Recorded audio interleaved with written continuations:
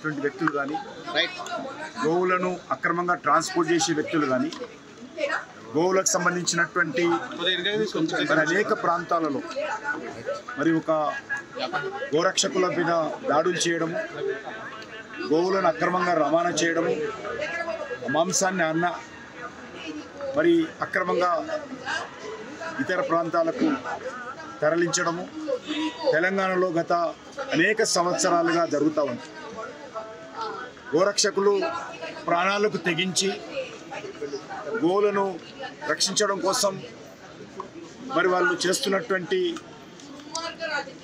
గోవులను రక్షించేటువంటి కార్యక్రమాన్ని ఈరోజు ఈ రకంగా మరి తుపాకులతో కాల్చే పరిస్థితి కూడా రావడం అంటే ఈ రాష్ట్రంలో శాంతి భద్రతల పరిస్థితి ఏ రకంగా ఉందో అర్థం చేసుకోవచ్చు. పోలీస్ కానిస్టేబుల్ల మీద తుపాకులతో కాల్చి చంపడం, గోరక్షకుల మీద తుపాకులతో కాల్చడము, మరి ఎంత విచక్షణ రహితంగా ఈరోజు ఈ యొక్క మాఫియా పెద్ద మాఫియాగా ఈరోజు హైదరాబాద్ చుట్టుపక్కల తెలంగాణ జిల్లాలో రాజ్యం వెళ్తూ ఉంది.